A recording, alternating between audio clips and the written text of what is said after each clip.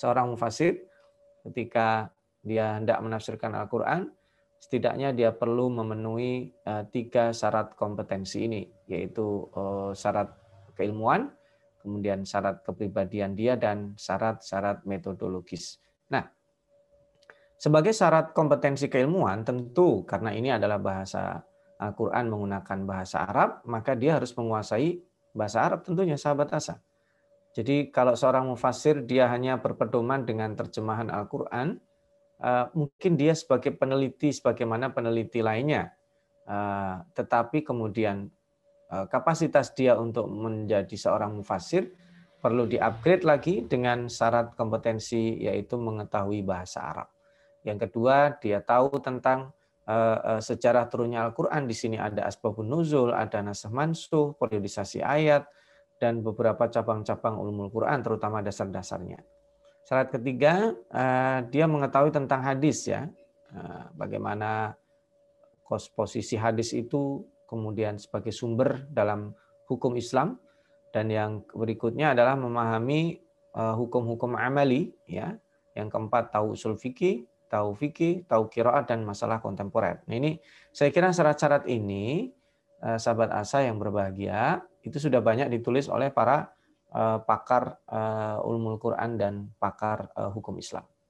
Lalu yang kedua, nah ini mungkin bagi sebagian pembelajar dan sebagian peneliti dianggap tidak merupakan syarat utama, tetapi di dalam ulumul Islam, terutama ulumul Quran, ini juga merupakan syarat yang tidak kalah pentingnya.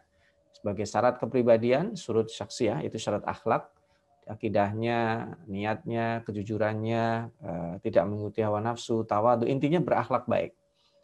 Jadi kalau ada orang pintar, dia muslim pintar menafsirkan, ya, tetapi kemudian dia adalah melakukan dosa besar, ya, dia seorang pendosa yang belum bertaubat tentunya, ya, maka dia tentu tidak memenuhi syarat yang ini, sekalipun dia punya syarat kompetensi, tetapi syarat khuluq ini tidak boleh diabaikan.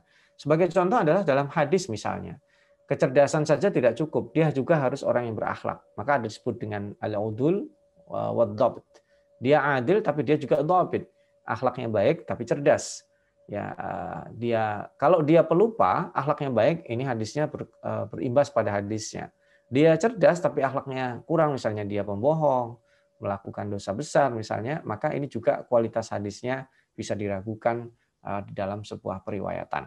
Nah, yang ketiga, nah ini yang akan kita bahas pada kesempatan kali ini, terkait dengan cara penafsiran.